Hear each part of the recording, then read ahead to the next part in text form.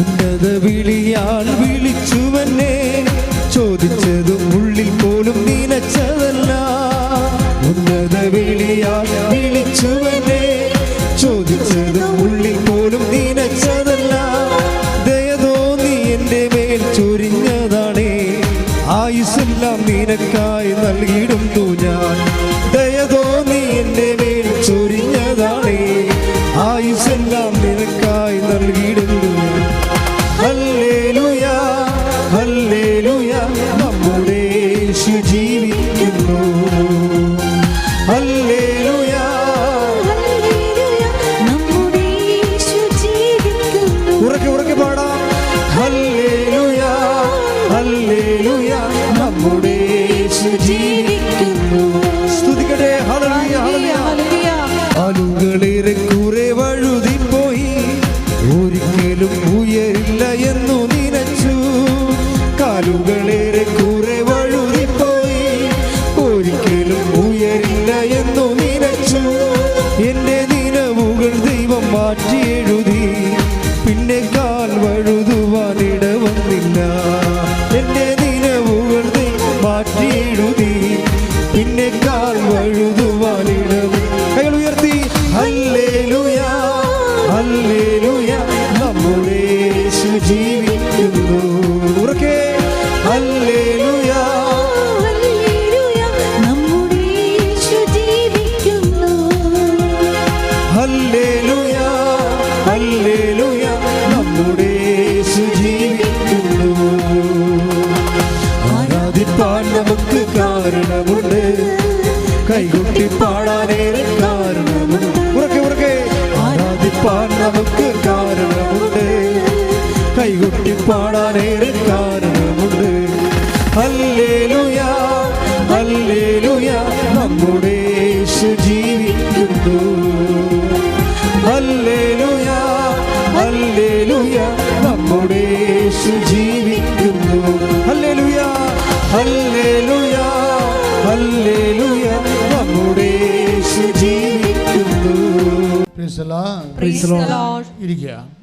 നമ്മുടെ ഉള്ളിൽ ദൈവം ജീവിക്കുന്നത് 3 തരത്തിൽ വരും. ആക്ടിവേഷൻ സംഭവിക്കുന്നത് ദിസ് പ്രസൻസ് ആക്ടിവേഷൻ, ദൈവസാന്നിധ്യത്തിൻ്റെ ആക്ടിവേഷൻ 3 തരത്തിൽ വരും. അതെല്ലാം മാസ്റ്ററായിട്ട് സംഭവിക്കുന്നത് അഭിഷേകമാണ്. അഭിഷേകത്തിൻ്റെ വിവിധ ഡിപ്പാർട്ട്മെൻറ്റുകളുണ്ട്. അഭിഷേകത്തിൻ്റെ മീൻസുകൾ, അഭിഷേകത്തിൻ്റെ ഇൻസ്ട്രുമെൻ്റ് ഓഫ് അനോയിൻറ്റിങ്.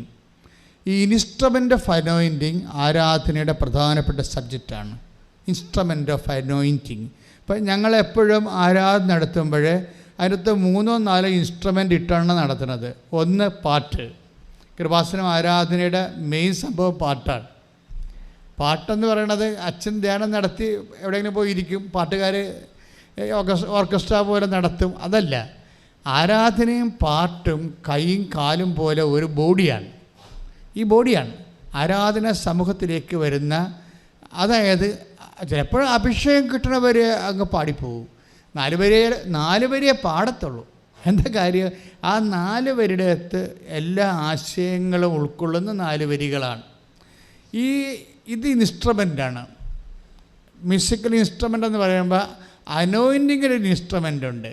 അത് നിങ്ങൾക്ക് എപ്പോഴാണിത് നിങ്ങൾക്ക് ഏറ്റവും കൂടുതൽ ബാധിക്കണമെന്നറിയാവോ?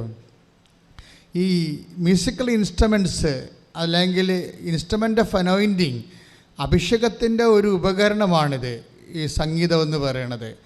ഈ സംഗീതം നിങ്ങളിൽ ദൈവസ്നേഹമാണ് നിറയണമെങ്കിൽ ആദ്യം ഇതൊക്കെ അറിവിൻ്റെ തലത്തിലേ നിൽക്കത്തുള്ളൂ. പിന്നീട് ബോധ്യത്തിൻ്റെ തലത്തിലേക്ക് ഇറങ്ങി വന്നിട്ടാണ് പിന്നീട് അഭിഷേകം ഉണ്ടാകുന്നത്. അതിൻ്റെ ഒരു പ്രോസസ്സിംഗ് ഉണ്ട്. ആദ്യം ഇത് അറിവിൻ്റെ തലത്തിൽ നിൽക്കും, നമ്മൾ ആരാധിക്കുകയാണെന്നുള്ള അറിവിൻ്റെ തലത്തിൽ നിൽക്കും. പിന്നെ അറിവ് ഇങ്ങനെ പതുക്കെ ദൈവസ്നേഹം കൂടുന്നതനുസരിച്ച് കൊണ്ട് നമുക്ക് കൺവിഷൻസ് കിട്ടും.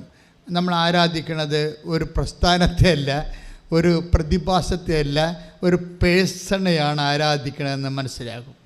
പിന്നീട് ആത്മാവ് പറയും, ദ പേഴ്സൺ യു അഡോർ, നിങ്ങൾ ആരാധിക്കുന്ന വ്യക്തി ഒരു ചുമ്മാ ഒരു വ്യക്തിയല്ല. ഹീസ് ദ റിസൺ ലോഡ് ആണെന്ന് പറയും. എന്ന് വെച്ചാൽ അവൻ കർത്താവാണ്. അവനെങ്ങനെ കർത്താവായി?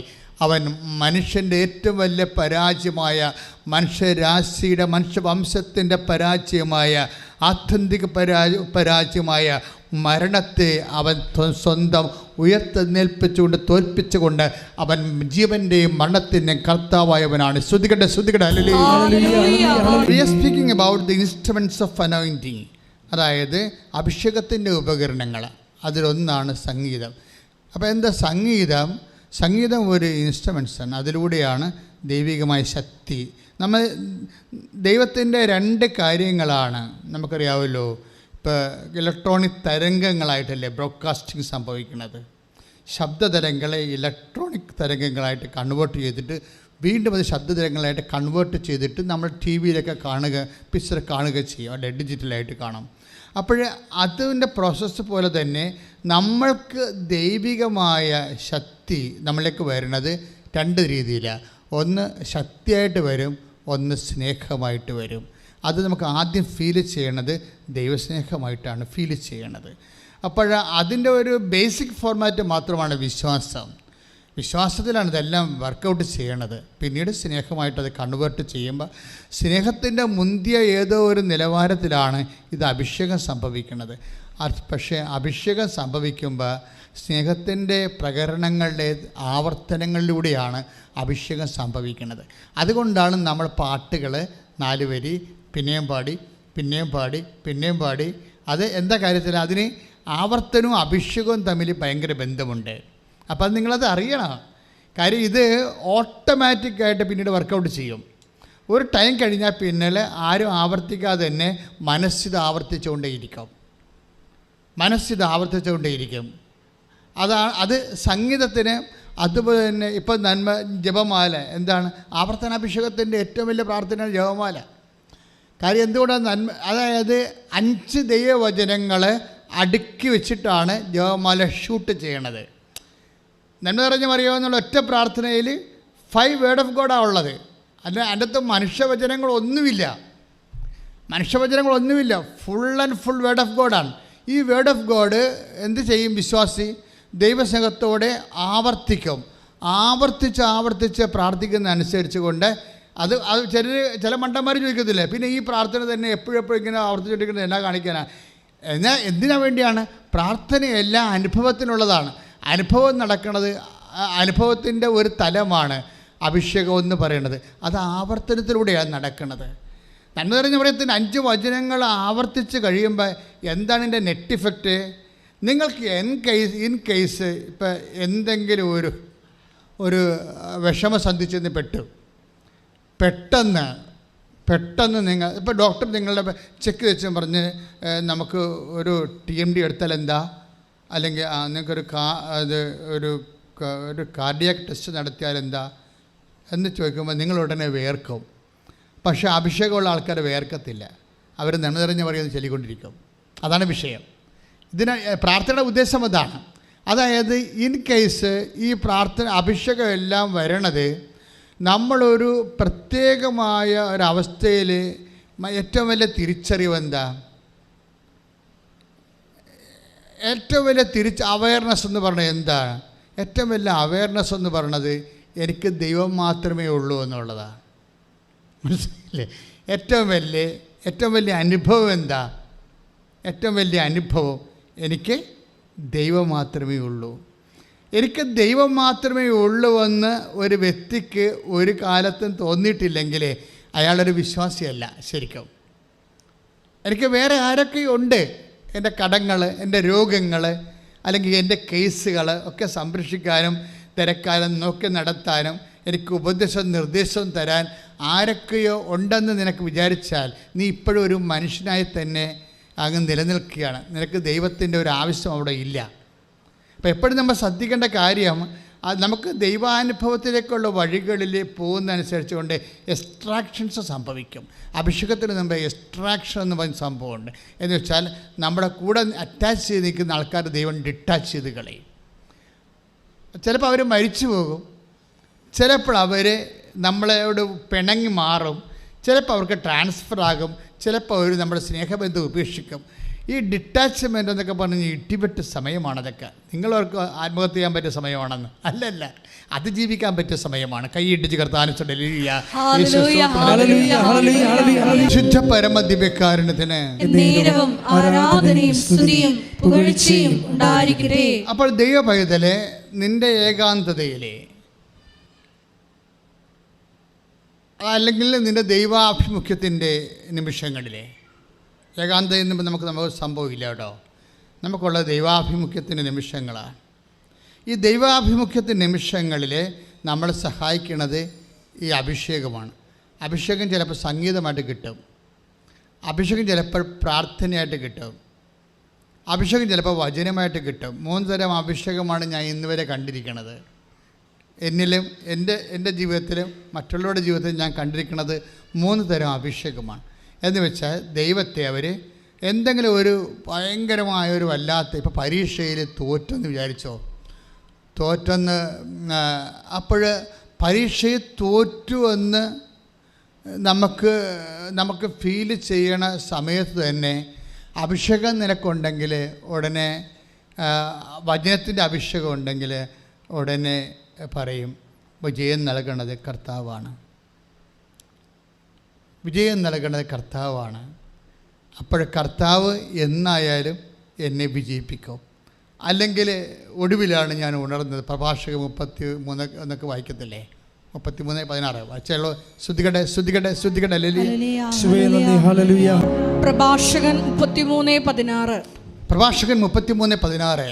ഒടുവിലാണ് ഞാൻ ഉണർന്നത്. പറഞ്ഞേ, ഒടുവിലാണ് ഞാൻ ഉണർന്നത്.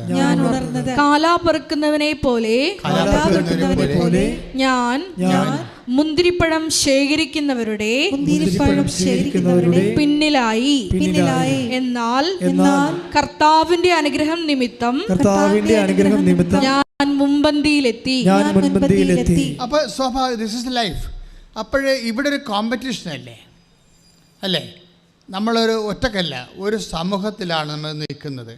അപ്പോൾ ചില സമയത്ത് നമ്മളുടെ തന്നെ ഒരു കുഴപ്പം, ബുദ്ധിക്കുറവോ ഓർമ്മക്കുറവൊക്കെ കാരണം നമ്മൾ ചിലപ്പോൾ പിന്നിലായി പോകും. അപ്പോൾ ബുദ്ധിക്കുറവ്, ചിലർക്ക് അധികം വേണ്ടത്ര ബുദ്ധി ഉണ്ടാകത്തില്ല, ചിലർക്ക് വേണ്ടത്ര ഓർമ്മ ഉണ്ടാകത്തില്ല. അപ്പോൾ ചിലർ നമ്മൾ പിന്നിലായി പോകും. ചിലർക്ക് വേണ്ടത്ര ആരോഗ്യം ഉണ്ടാകത്തില്ല, അപ്പോൾ പിന്നിലായി പോകും. ഈ എന്തെങ്കിലും ഒരു കുറവുണ്ടെങ്കിൽ ആ കുറവല്ലത് ശരിക്കും കർത്താവിൻ്റെ ഒരു സാന്നിധ്യത്തിൻ്റെ പ്രസൻസ് പ്ലേസാണത്. അതായത് അതെപ്പോഴും നിങ്ങൾക്ക് മനസ്സിലാക്കണം.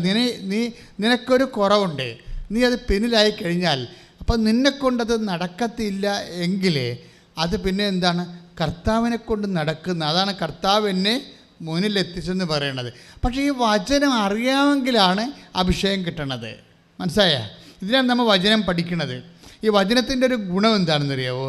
വചനത്തിൻ്റെ ഈ മനുഷ്യന്മാരുടെ വചനം അവർ കാല് മാറുമില്ല, അങ്ങോട്ടും ഇങ്ങോട്ടും മാറത്തില്ലേ അല്ലേ? വചനമൊക്കെ മനുഷ്യന്മാരുടെ വാക്കുകൾക്കെല്ലാം ഒരു സെക്യൂരിറ്റി ഇല്ല, അവർ അതിലൊന്നും ഉറച്ച് നിൽക്കത്തില്ല. ചിലപ്പോൾ അവർ മുടിയുണ്ടെങ്കിൽ ചായച്ചും ചെരിച്ചും കെട്ടാമെന്ന് പറഞ്ഞ പോലെ അവരങ്ങോട്ടും ഇങ്ങോട്ടും ഇളക്കി പ്രതിഷ്ഠിക്കും. ദൈവം ഇളക്കി പ്രതിഷ്ഠിക്കത്തില്ല. ദൈവം എന്തെങ്കിലും ഒരു വാക്ക് പറഞ്ഞാൽ ആ വാക്കിൽ അതുകൊണ്ട് നമ്മൾ സത്യവചനമെന്ന് പറയണത്. ബാക്കിയുള്ള വചനങ്ങൾ നമ്മൾ സത്യവചനം എന്ന് പറയത്തില്ലല്ലോ. ഇപ്പം സത്യവേദ പുസ്തകം ആ സത്യമായ വചനമാണ്. അപ്പോൾ അതിൽ നിൽക്കും ദൈവം. അപ്പം നമുക്ക് ഒടുവിലാണ് ഞാൻ ഉണർന്നത്. ചിലപ്പോൾ PSC ടെസ്റ്റ്, ചിലർ കഴിഞ്ഞ ദിവസം ഒരു സാക്ഷ്യം ഉണ്ടായത് എന്താ വെച്ച് കഴിഞ്ഞാൽ ഒരു MD ഡോക്ടറിൻ്റെ സാക്ഷ്യം ഇവിടെ ഉണ്ടായിരുന്നു. അത് ഡോക്ടറല്ല, MBBS ഡോക്ടർ, MD അഡ്മിഷൻ്റെ സാക്ഷ്യമാണ്. ആ മനുഷ്യൻ അറിഞ്ഞത് ശനിയാഴ്ച രാത്രിയാണ് അറിഞ്ഞത്. അവിടെ അഡ്മിഷൻ ക്ലോസ് ചെയ്യാം, അവിടെ അഡ്മിഷൻ ഉണ്ട്, MDക്ക് അഡ്മിഷൻ ഉണ്ടെന്ന് അറിയണത്. പക്ഷേ ഞായറാഴ്ച എന്ത് പറ്റും? ഞായറാഴ്ച വർക്കിംഗ് ഡേ അല്ലല്ലോ, പിന്നെ തിങ്കളാഴ്ചയാണ്. തിങ്കളാഴ്ച വൈകുന്നേരം 5 മണിക്ക് അഡ്മിഷൻ ക്ലോസ് ആകും. അതിനുള്ളിൽ ഈ മനുഷ്യന് വേണ്ടത് എന്താണ്? ഈ മനുഷ്യന് വേണ്ടത് കമ്മ്യൂണിറ്റി സർട്ടിഫിക്കറ്റ് വേണം അദ്ദേഹത്തിൻ്റെ. അത് വില്ലേജ് ഓഫീസറിൽ നിന്ന് മേടിക്കണം, അല്ലെങ്കിൽ തഹസിൽദാർ തരണം. അത് തഹസിൽദാർ തരണമെങ്കിൽ തഹസിൽദാറിന് അസസ്മെൻറ്റ് നടത്താതെ തരത്തില്ല. അപ്പോൾ ഇതൊക്കെ ഒറ്റ നടക്ക് പോകാത്ത കാര്യമാണ്. അപ്പോൾ പക്ഷേ അദ്ദേഹത്തിൻ്റെ ആകപ്പാടെ സെക്യൂരിറ്റി എന്താണ്? ഉടമ്പടി എടുത്തു എന്നുള്ളതാണ് സെക്യൂരിറ്റി. വേറെ ഒരു സെക്യൂരിറ്റിയുമില്ല. കാര്യം തഹസിൽദാറിൽ നിന്ന് ഈ പേപ്പർ വാങ്ങിച്ചിട്ട് ഇമെയിൽ ചെയ്യണം. ഇമെയിൽ ചെയ്യുമ്പോൾ ഇപ്പോഴുള്ള ഒരു പ്രശ്നം എന്ന് വെച്ചാൽ, ഇമെയിൽ ചെയ്യുമ്പോൾ എല്ലാവരും ഇമെയിലല്ലേ ചെയ്യണത്. അതുകൊണ്ട് എപ്പോഴും നെറ്റ് എപ്പോഴും ബിസി ആയിരിക്കും. നെറ്റ് ജാമായി പോകും. അപ്പോൾ വീണ്ടും നമ്മുടെ സമയം പോകും. നെറ്റ് ജാമായെന്ന് പറയണത് ഇന്ന് ഏറ്റവും വലിയ ദുരന്തമാണ്. ജീവിതം ജാമായി പോകണ പോലെയുള്ള നെറ്റ് ജാമാകണത് ഈ അന്ത്യനിമിഷങ്ങൾ വെച്ചുകൊണ്ട്. അപ്പോൾ 4 മണിക്ക് നെറ്റ് ജാമായി. പക്ഷെ പിന്നീട് ഏതോ ഒരു സെക്കൻഡ് നെറ്റ് ഓണായപ്പോഴും ഈ മനുഷ്യൻ്റെ കയ്യിൽ സർട്ടിഫിക്കറ്റ് ഈ 5 മണിക്കുള്ളിൽ അദ്ദേഹം ഫയൽ ചെയ്ത് നോക്കിയേ. ഒടുവിലാണ് അറിഞ്ഞത് ഇങ്ങനെ ഒരു അഡ്മിഷൻ ഉണ്ടെന്ന് കാര്യം. പക്ഷേ കാലാപെറുക്കുന്നവരുടെ മുന്തിരിപ്പഴം ശേഖരിക്കുന്ന കൂട്ടത്തിൽ ഞാൻ പിന്നിലായിപ്പോയി. പിന്നെ ആരാണ് തഹസിൽദാറിനെ കൊണ്ട് ഈ ജാതി സർട്ടിഫിക്കറ്റ് മേടിപ്പിച്ചിരിക്കുന്നത്? ആരാണ് ജാമായിരുന്ന നെറ്റ് ഓൺ ചെയ്തിട്ട് സർട്ടിഫിക്കറ്റ് അപ്ലോഡ് ചെയ്യാൻ പറയുന്നത്? എല്ലാം കർത്താവ്. കൈയിടിച്ച് കർത്താവ്. പ്രഭാഷകം 33:16 അഭിഷേകമുള്ള വ്യക്തിയാണെങ്കിൽ ഇതുപോലെ പിന്നിലായി പോകുമ്പോൾ ഉടനെ പരിശുദ്ധാത്മാവ് ഈ വചനം കോട്ട് ചെയ്തിട്ട് പറയും, കർത്താവ് നിന്നെ മുന്നിലെത്തിക്കും, നീ അതുകൊണ്ട് മുന്നോട്ട് തന്നെ പോവുക. അതാണ് വചനത്തിൻ്റെ അഭിഷേകം എന്ന് പറയുന്നത്. ഈ വചനം എപ്പോഴും നമ്മൾ ശ്രദ്ധിക്കണം. അതായത് ചില വചനങ്ങൾ നിങ്ങളൊന്ന് ഒത്തിരി ഞാനിപ്പോൾ നടന്നു പോകണമെന്ന് വിചാരിച്ചു ഇതിലെ കൂടി. അപ്പോൾ എനിക്ക് ഈ ആൾക്കാരൊക്കെ ഒരുമാതിരിപ്പെട്ടവരൊക്കെ സീനിയേഴ്സ് പണ്ട് മുതലേ ഉടമ്പടി എടുത്ത് അച്ഛൻ്റെ അടുത്ത് വന്ന് രോഗങ്ങളും കാര്യങ്ങളൊക്കെ പറഞ്ഞവരുടെയൊക്കെ മിക്കവാറും തന്നെ എല്ലാവരെയും എനിക്ക് എന്തെങ്കിലും പേരറിയാൻ പാടില്ലെങ്കിലും അടയാളം അറിയാൻ പറ്റും. അപ്പോഴേ ഞാൻ ചില സമയത്ത് തിരക്കി പോണ തിരക്കാണെങ്കിൽ ശരി, ഇതുപോലെ എന്തെങ്കിലും വിഷയം ഉള്ളവരെ കണ്ടാൽ ഞാൻ തോണ്ടും. എന്ന് വെച്ച് കഴിഞ്ഞാൽ എത്രയും വേഗം വന്ന് നിങ്ങൾ റിസൾട്ട് പറയാനാണ് എൻ്റെ അർത്ഥം. ഞാൻ ഫ്രീ ആകുമ്പോൾ വന്നിട്ട് നിങ്ങൾ എന്നോട് ഇപ്പോൾ സ്റ്റാറ്റസ് പറയാനാണ് പറയണത്. എൻ്റെ അർത്ഥം അതുപോലെ തന്നെയാണ്. അത് തന്നെയാണ് ഈ വചനത്തിന് സംഭവിക്കുന്നത്. നിങ്ങൾ ദൈവവുമായിട്ട് ഒരു ഓൺലൈനിലാണ്, അടുപ്പമാണ്, സ്നേഹമാണ് എങ്കിൽ ചില വചനങ്ങൾ കേൾക്കുമ്പോൾ നിങ്ങളൊന്ന് തോണ്ടും ദൈവം. എന്ന് വെച്ച് കഴിഞ്ഞാൽ ആ വചനത്തോട് വല്ലാത്ത ഒരു അഭിനിറ്റി തോന്നും. മനസ്സിലായില്ലേ? അതാണ് കർത്താവിൻ്റെ തോണ്ടൽ.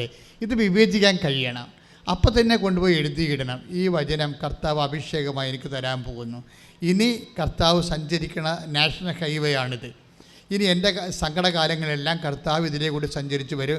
ഒന്നെങ്കിൽ എനിക്ക് കർത്താവിലേക്ക് ചെല്ലാൻ പറ്റും, അല്ലെങ്കിൽ കർത്താവ് എന്നിലേക്ക് വരും. കർത്താവ് ശരിക്കും പറഞ്ഞാൽ വചനം ഒരു നിൻ്റെ വചനം എൻ്റെ പാദങ്ങൾക്ക് വെളിച്ചമാണെന്ന് പറഞ്ഞ പോലെ തന്നെ അതൊരു പാത കൂടിയാണ് ശരിക്കും പറഞ്ഞാൽ. എന്ന് വെച്ചാൽ ഒരു വചനം അഭിഷേകമായിട്ട് ഒന്ന് പ്രാർത്ഥിച്ച മക്കളെ, നെഞ്ചത്ത് കൈവച്ച് പ്രാർത്ഥിച്ച്, കർത്താവായ ദൈവമേ, എൻ്റെ ജീവിതത്തിലെ നിന്റെ സാന്നിധ്യം അനുഭവിക്കുവാൻ വചനങ്ങളുടെ വഴികളെ തുറന്നു തരണമേ. വചനങ്ങളെ അഭിഷേകമായി നൽകണമേ. എനിക്ക് വേണ്ടി സംസാരിക്കപ്പെട്ട വചനങ്ങള് വിവേചിക്കാൻ എനിക്ക് അഭിഷേകം നൽകണമേ. ശ്രദ്ധിക്കട്ടെ. ഈ പാട്ടൊക്കെ കേൾക്കുമ്പോൾ നിങ്ങൾ അത് മനസ്സിൽ സൂക്ഷിച്ചിട്ട് ഏറ്റുപാടണം. ഇപ്പം ഞാൻ പ്രാർത്ഥനയുടെ അഭിഷേകം പറഞ്ഞില്ലേ, അതായത് എനിക്ക് എന്തെങ്കിലും ഞെക്കൽ തോന്നിയാൽ ഞാൻ ഓട്ടോമാറ്റിക്കായിട്ട് ഞാൻ പോലും അറിയാതെ എൻ്റെ മനസ്സ് ജപമാല ഇങ്ങനെ ചൊല്ലിക്കൊണ്ടിരിക്കും. അല്ലെങ്കിൽ ഒറ്റക്കായാൽ മതി. ആൾക്കാരെല്ലാം പോയി കഴിയുമ്പോൾ എൻ്റെ മുറി ഒറ്റക്കാണെങ്കിൽ ഇരിക്കണമെങ്കിൽ ജപമാല നമ്മൾ എടുത്ത് ഒന്നും ചെല്ലേണ്ട കാര്യമില്ല. മനസ്സിങ്ങനെ ജപമാല ചൊല്ലിക്കൊണ്ടിരിക്കും. അത് ഓട്ടോമാറ്റിക്കായിട്ട് വർക്കൗട്ട് ചെയ്യും. ഇതുപോലെ എൻ്റെ മക്കൾ പ്രാർത്ഥനയുടെ അഭിഷേകം പ്രാപിച്ചിരിക്കണം. അത് ഭയങ്കര സീരിയസാണ്. അല്ല നിങ്ങൾക്ക് പുസ്തകം കാണാതെ പ്രാർത്ഥിക്കുന്ന, അല്ലെങ്കിൽ മൊബൈൽ നോക്കി പ്രാർത്ഥിക്കുന്ന ആ ഇൻസ്ട്രുമെൻ്റൽ അത് മാറിയിട്ട് അനോയിൻറ്റ് പ്രയറിൻ്റെ ഒരു മോഡിലേക്ക് ഇത് റീഫോർമാറ്റ് ചെയ്യണം. അതായത് ഏറ്റവും ടോപ്പ് അഭിഷേകത്തിന് ഏറ്റവും ടോപ്പ് ജപമാലയാണ്. കാര്യം അതിലാണ് ഈ ആവർത്തനങ്ങളുള്ളത്. പക്ഷേ നമുക്ക് അഭിഷേകം കിട്ടാത്തത് എന്താണെന്നറിയാമോ? നമ്മൾ ആവർത്തനം നാക്കുകൊണ്ടാണ് നടത്തണത്. അതുകൊണ്ടാണ് ശബ്ദം ഉണ്ടാക്കി നമ്മൾ നടത്തുന്നതാണ്. നമ്മളത് മനസ്സിൽ പിടിക്കണില്ല ആ സംഭവം. അപ്പോൾ അതായത് പ്രാർത്ഥിക്കുമ്പോൾ കൃപ നിറഞ്ഞവളെ സ്വസ്തി എന്ന് പറയുമ്പോൾ മാലാഖരോട് ഞാനും എൻ്റെ മനസ്സ് കൈകൂപ്പും.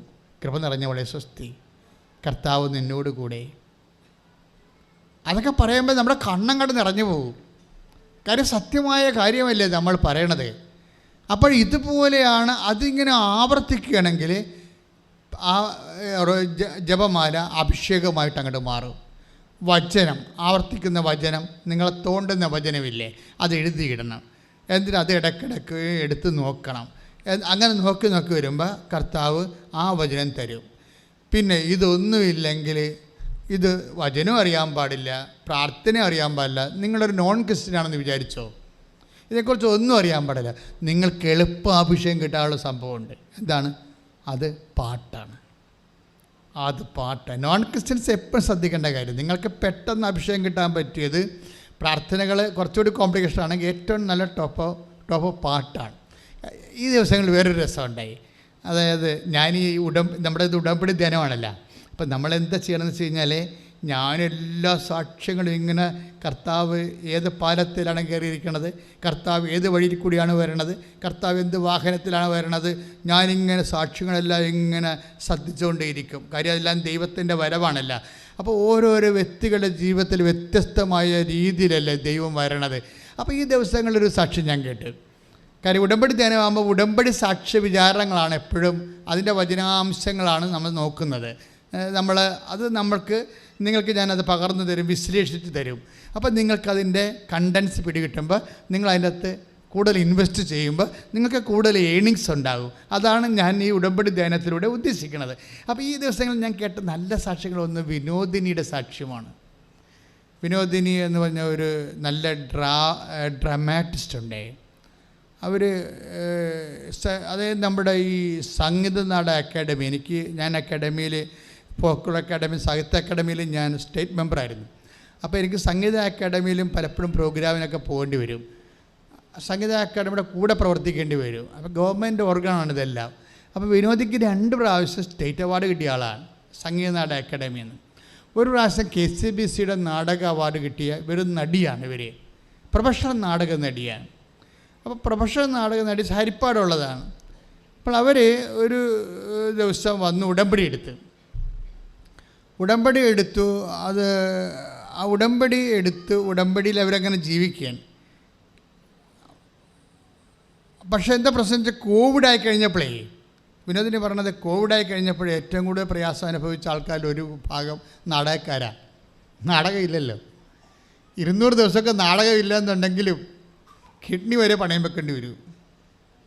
200 ദിവസമൊക്കെ നാടകമില്ലെങ്കിലേ ഇപ്പോൾ 200-300 കളിയ അല്ലെങ്കിൽ ഒരു 500 നാടകം വരെ കളിക്കുന്നവർ, ഒരു രാത്രി 2 നാടകം കളിക്കുന്ന ഗ്രൂപ്പുകളുണ്ട്.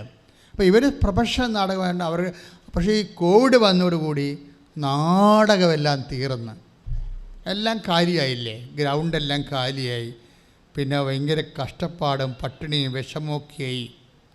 പക്ഷേ അതുപോലെ തന്നെ അവരുടെ മകൾക്കും അതുപോലെ തന്നെ ജോലിയൊന്നുമില്ല. അവർക്ക് വിവാഹമോചനം സംഭവിച്ചു. കോവിഡിൻ്റെ മേൽ വലിയ ദുരന്തകാലമാണ് അവർക്കുണ്ടായത്. അപ്പോൾ ഇങ്ങനെ ഒരു ദുരന്തത്തെ എങ്ങനെ അതിജീവിക്കുമെന്ന് അറിയാൻ പാടില്ലാതെ ഇരിക്കുന്ന സമയത്താണ് അവർ പറയുന്നത്, ഞാൻ അമ്മയെ കണ്ണ് നോക്കിയാൽ ഞങ്ങൾ അമ്മയും മോളും തമ്മിൽ ഈ ഗംഭീര ഇടിയാണ് വീട്ടിൽ. അവൾ കല്യാണം കഴിച്ച് ഡൈവേഴ്സായി വീട്ടിൽ വന്ന് നിൽക്കുകയാണ്. ഇവരാണെങ്കിൽ ജോലിയുമില്ല, അവർക്ക് വരുമാനവുമില്ല. അപ്പോൾ അവർക്ക് അല്ലാത്ത തന്നെ ബാധ്യതകളും പിന്നെ ഈ ബാധ്യത ഇടക്കും. അപ്പോൾ ഇവർ തമ്മിൽ അമ്മയും മോളും കൂടി ഗംഭീര സ്റ്റണ്ടാണ്, വീട്ടിൽ വഴക്ക എപ്പോഴും. അപ്പോൾ കുടുംബത്തിൽ സമാധാനമില്ല, സാമ്പത്തിക തകർച്ചയും എല്ലാം കൂടി ഇങ്ങനെ വിഷമിക്കുകയാണ്. ആ സമയത്താണ് ആരോ ഈ ലിങ്ക് കൊടുത്തത്. ഈ കാലത്ത് ഏറ്റവും വലിയ അനുഗ്രഹമാണ്. ചുമ്മാ നെക്കിയാൽ ആശ്വാസത്തിൻ്റെ ലിങ്കിലേക്ക് പോവും. അത് ഈ കാലത്ത് ദൈവത്തിൻ്റെ ഏറ്റവും വലിയ പരിപാലനയാണ് ഈ സോഷ്യൽ മീഡിയ എന്ന് പറയണത്. അതിലൂടെയല്ലേ എത്രയോ മനുഷ്യരാണ് ദൈവത്തെ അറിയണത്. അതിനെന്ത് വശങ്ങളുണ്ടെങ്കിലും അതിൻ്റെ നന്മ വശങ്ങളാണല്ലോ നമ്മൾ സ്വീകരിക്കേണ്ടത്. പക്ഷേ ഇവൾക്ക് ഈ ലിങ്ക് കിട്ടിയോടുകൂടി എന്താണെന്ന് വെച്ച് കഴിഞ്ഞാൽ, ഇവൾ കൃപാസനം തുറന്നപ്പോൾ വന്ന് ഉടമ്പടി എടുത്ത് കഴിഞ്ഞ് ഉടമ്പടിയോടുകൂടി കർത്താവ് ഇവളെ തോണ്ടും. കാര്യം വിനോദിനി ഉടമ്പടി എടുത്തു, മകളും വന്ന് വേറെ ഉടമ്പടി എടുത്തു, രണ്ടുപേരും ഉടമ്പടി എടുത്തു. ഇനി ഉടമ്പടി എടുത്ത് രസം എന്ന് വെച്ച് കഴിഞ്ഞാൽ ഇവർ ഭയങ്കര ഈ നോൺ ക്രിസ്ത്യൻസിൻ്റെ ഒക്കെ ഒരു പ്രത്യേക രീതി ഞാൻ കണ്ടുവന്നിരിക്കുന്നത്, അവർ ഭയങ്കര പക്ക സീരിയസാണ് വിഷയങ്ങളൊക്കെ. സീരിയസ് വെച്ചാൽ പക്ക സീരിയസാണ്. അല്ലാതെ ഇനി ഉടമ്പടി എടുത്തില്ല, ഇനി അച്ഛനെ പോയി കാണണം, കുമ്പസാരിക്കണം, അടുത്ത ആഴ്ച ചെയ്യാം, തുടങ്ങാം, പത്രം കൊടുക്കണമല്ലേ, എവിടെ കൊടുക്കണമെന്ന് അറിയത്തില്ല, ഇനി പള്ളിയൊക്കെ പിരിയുമ്പോൾ ആരെങ്കിലും കൊണ്ട് ഏൽപ്പിക്കാം, വരട്ടെ, അല്ലെങ്കിൽ ഇൻസ്റ്റാൾമെൻറ്റിന് ആരെങ്കിലും വീട്ടിൽ വരും, വരുന്ന കൊടുത്തേക്കാം. ഇങ്ങനെയൊക്കെയാണ് ചില മാതപ്പനിക്കാർ ഉടമ്പടി എടുക്കുന്നത്. അതൊക്കെ അവിടെ കാശ് പോയത് തന്നെ. ദൈവത്തിനറിയാമല്ല നിങ്ങളുടെ കാര്യം. നിങ്ങളിതിനുള്ള ഉടമ്പടിയല്ല എടുത്തിരിക്കുന്നത്, വേറെ ഏതാണ്ടാണെന്ന്. നല്ല ഉടമ്പടിയാണെന്നുണ്ടെങ്കിൽ ദൈവവുമായിട്ട് നിങ്ങൾ വ്യക്തി ചെയ്യുന്ന എഗ്രിമെൻ്റ് അല്ലേ ഇത്. അപ്പോൾ അവർക്ക് ഫങ്ഷനലല്ല അവരെന്നുണ്ടെങ്കിൽ അവർക്ക് ഇടിവെട്ട് അഭിഷേകത്തോടെ ഇവിടുന്ന് പോയിട്ട് 10 പേരെ അറിയിക്കുന്നതിന് വരെ ഓരോ 100 പേരെ ഈശോനെ അറിയിക്കും. നല്ല ഇടിച്ചു കുത്തി അവിടെ നിൽക്കും. ശരിക്കും അതൊരു ഭയങ്കര ആന്തരിക ഉത്സാഹമായിരിക്കും. അതുകൊണ്ട് ഈ വിനോദിക്ക് പെട്ടെന്ന് അഭിഷേകം കിട്ടി. അവർ പറയണത്, ഞാൻ എൻ്റെ നാടുകളിലെല്ലാം പത്രം എടുത്തുകൊണ്ട് പോര് പാട്ടും പാടിയാണത് ആൾക്കാർക്ക് കൊടുക്കണമെന്ന്. ഞാനെൻ്റെ ഹരിപ്പാടുകാരത്തിയാണ്. ഞാനെൻ്റെ നാടുകളിൽ, എൻ്റെ നാട്ടിൽ തന്നെ ഒരു നാടകക്കാരത്തിയാണല്ലോ. അപ്പോൾ ഞാൻ എൻ്റെ നാട്ടിലെല്ലാം ആൾക്കാരൊക്കെ വീടുകളിലെ കൊണ്ടുപോയി പത്രം കൊടുക്കുന്നത് പാട്ടും പാടിയാണെന്നാണ്. അപ്പോൾ ഞാനൊരു കർത്താവ് കത്തോലിക്ക നിലയം പിടിച്ച് കൊടുക്കണവരെ ഞാൻ കണ്ടിട്ടുണ്ട്. ഇനി 5 പത്രം, ഇനി 4 പത്രം, ഇതെവിടെ കൊടുക്കുമെന്നൊക്കെ നിലയം പിടിച്ച് നടക്കുന്ന ആൾക്കാരുണ്ട് ഇല്ലേ. അതാണ് വിഷയം. ഇതിനകത്ത് ഭയങ്കരമായിട്ട് ഡിഫറൻസ് ഉണ്ട്. ഇത് എന്ന് വെച്ച് കഴിഞ്ഞാൽ നമ്മളത് എങ്ങനെയാണ്. അപ്പോൾ ഇവരെന്ത് പാട്ടാണ് പാടണത് അത് നിങ്ങളറിയണം. ഞാനൊരു ആ സാക്ഷ്യം കേട്ടോടുകൂടി ഇവിടെ എഴുതി വെച്ച് ദേശപ്രധാന പാട്ടാണ്. എന്താണ്? അരികെ വരണേ, സദയം തരണേ, ഇത് ഈ പാട്ട് പാടുന്നവർ. അവർക്കിത് അഭിഷേകമായിപ്പോയി. കാര്യം ദൈവം അവൽ നിറയണത് ഈ 4 പേര് പാട്ടിലൂടെയാണ്. അത് പാടുന്തോറും ഇവർക്ക് ഇങ്ങനെ ആന്തരിക അഭിഷേകം കിട്ടിയിട്ട് ഇവർക്ക് ത്രില്ലടിക്കും. ഇവർ ഈ അഭിഷേകത്തോടുകൂടി സന്തോഷത്തോടെ ലൈറ്റ് വെയ്റ്റ് ഫെദർ ടച്ചായിട്ട് ഈ സംഭവം സിമ്പിളായിട്ട് ചെയ്യും. ഒരു കാര്യം സിമ്പിളായിട്ട് രോഗികളെ കാണുമെന്ന് വിചാരിച്ചോ, അല്ലെങ്കിൽ നിങ്ങൾ പ്രേക്ഷിത പ്രവർത്തനം ചെയ്യണത് അത് നിങ്ങൾക്ക് സന്തോഷത്തോടെ ചെയ്യാൻ പറ്റുമെങ്കിൽ അപ്പോഴാണ് അഭിഷേകമായെന്ന് പറയുന്നതിൻ്റെ അർത്ഥം. ദുഃഖത്തോടെ ഭാരത്തോടെ ചെയ്ത അഭിഷേകമായിട്ടില്ല. കാര്യം ആധ്യാത്മിക കാര്യങ്ങൾ, ക്രിസ്തുവിന് കൊടുക്കേണ്ട കാര്യങ്ങളിൽ മൗലിക വികാരം സന്തോഷമാണ്. നോക്കിയാ വചനം എടുത്ത് സന്തോഷത്തോടെ പോയി തനിക്കുള്ളതെല്ലാം വിറ്റ്. ശ്രദ്ധിക്കട്ടെ മക്കളെ, ശ്രദ്ധിക്കട്ടെ. ഹല്ലേലൂയ. ആരെങ്കിലും വരണേ, ശ്രദ്ധിക്കട്ടെ. ഹല്ലേലൂയ.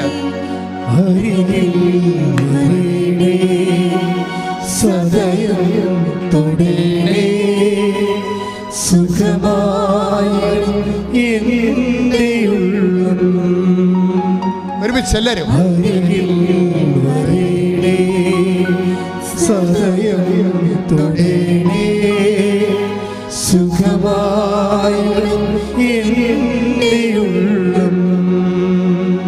ഇതിങ്ങനെ കുറച്ചു നേരം പാടിക്കഴിഞ്ഞാൽ കണ്ണു നിറയും നമ്മുടെ. എന്താ കാര്യം? കർത്താവിനോട് പറയണതാണ് അരികിൽ വരണേ. പിന്നെ എന്താ പറയണത്? സദയം തൊടണേ, എന്നെ തൊടണേ. എന്താണ്? സുഖമായിടും, എൻ്റെ കുടുംബത്തിൽ സമാധാനം ഉണ്ടാകും. 2 വരിയേ ഉള്ളൂ. ഇത് അഭിഷേകമായത് കൊണ്ടാണ് ഇവർ ആവർത്തിക്കുന്നത്. അല്ല പാട്ട് പാടാൻ വേണ്ടി മനഃപൂർവ്വം പാട്ട് പാടിപ്പോകുകയല്ല. ഇത് അഭിഷേകമായി കിട്ടിയത് കാരണമാണ് ഇവരിത് പ്രാർത്ഥന. ആ പാട്ടിൻ്റെ രീതി മാറി, അതൊരു വ്യക്തിബന്ധത്തിൻ്റെ സ്നേഹപ്രകടനമായി അങ്ങോട്ട് മാറുകയാണ്. എന്നിട്ട് ദൈവത്തോട് ഇത് പാടുമ്പോൾ നമുക്ക് വല്ലാത്ത പ്രണയവും സ്നേഹവും അങ്ങോട്ട് തോന്നും. അങ്ങനെ ദൈവസ്നേഹം തോന്നി തുറക്കുമ്പോൾ ദൈവത്തിന് വേണ്ടി ചെയ്യുന്ന ജോലികൾ അവർ തന്നെ അവസാന വിനോദിനിയോട് നാട്ടുകാർ പറയാൻ പറഞ്ഞു, നീ ഞങ്ങൾക്ക് വേണ്ടി പ്രാർത്ഥിക്കണേ, നീ എവിടെയാണ് പോയി ഉടമ്പടി എടുത്തത്, അവിടെ ഞങ്ങളുടെ കാര്യം കൂടി പറഞ്ഞേക്കണേ എന്ന് ചോദിക്കാൻ വേണ്ടി മാത്രം അവളുടെ പാട്ട് കേട്ടിട്ട് അവരോട് കർത്താവിൻ്റെ തിരുസന്നിധി പ്രാർത്ഥന യാചിക്കുന്ന അവസ്ഥയിലേക്ക് കാര്യങ്ങൾ മാറുകയാണ്. ഇതാണ് സംഗീത അഭിഷേകം എന്ന് പറയുന്നത്. ഇതിൻ്റെ കൂടെ തന്നെ വ്യത്യസ്തങ്ങളായ വചനാഭിഷേകമുണ്ട്, പ്രാർത്ഥനാഭിഷേകമുണ്ട്. ഇങ്ങനെ ഏതെങ്കിലും ഒരു അഭിഷേകം എൻ്റെ മക്കൾ വാങ്ങിച്ചെടുക്കണം.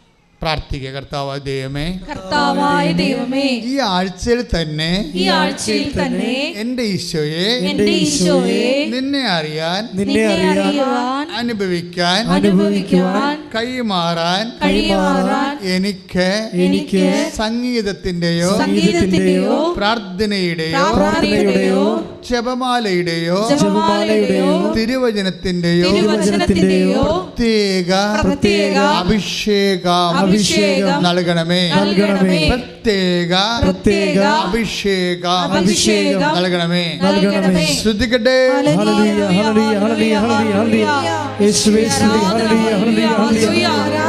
ഞങ്ങളുടെ അഭിഷേക മേഖലയെ തിരിച്ചറിയാനുള്ള ഞങ്ങൾക്ക്